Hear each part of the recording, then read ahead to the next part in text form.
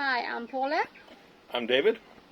Welcome to David's Wealth of Knowledge. Today's topic is the lead up to the First World War. David, will you please tell us about the lead up to the First World War? Okay, First World War, big topic. Now, the war to end all wars, as it was called at the time, had a number of long-term and proximate causes. Okay, so the proximate cause for the war boils down to, as we all know, the assassination of the Archduke Franz Ferdinand. Okay.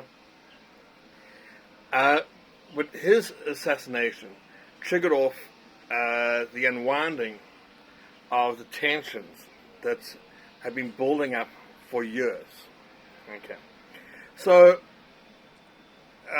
Europe at the time consisted essentially of two camps.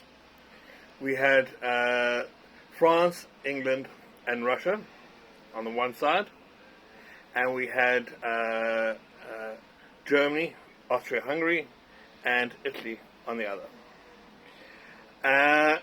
Now, these sides were essentially vying against each other in various ways, much in the way we can still sort of like think of the Cold War.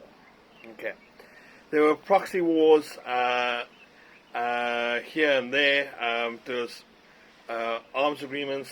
One of the big things was naval power, especially when it came to Britain. So, for a long time, since the 1890s, since the days of Bismarck even, okay,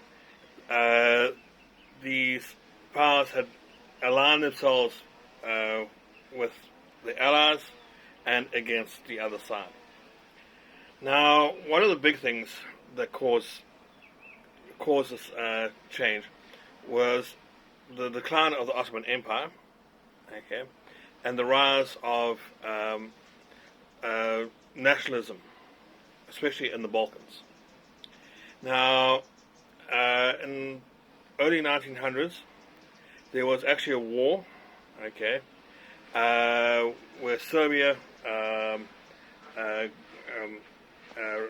Bulgaria, and a bunch of other countries fought and actually annexed a whole bunch of land from the then Ottoman Empire, okay, reducing its control in Europe by quite a big margin on the Balkan Peninsula. Okay, one of the things that came out of that was actually the formation of Albania. Now, the rise of Serbian nationalism, especially, okay, which ties in obviously to the assassination of the Archduke, was a major factor. The Russians supported the Serbians, the Austro-Hungarians supported the other side, and essentially the two sides were sort of created the spark points for the war. Once Austria-Hungary had German backing based on the alliance, Austria-Hungary then attacked Serbia. Russia, supporting Serbia, then declared war on Austria-Hungary and hence Germany. And France and Britain then joined on the side of Russia. And so it was like essentially a spring unwinding. And once it started, it was almost impossible to stop. So yeah, I mean, we can talk about things like the end of the empires, okay?